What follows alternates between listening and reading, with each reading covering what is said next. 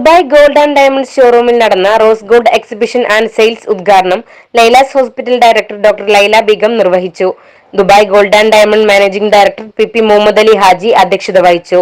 ചടങ്ങിൽ Tirurangadi circle inspector KT Srinivasan ആദ്യ വിൽപ്പന നിർവഹിച്ചു.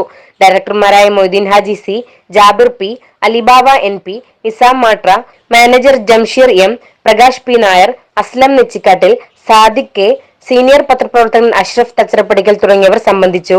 CTV news, Chemmad.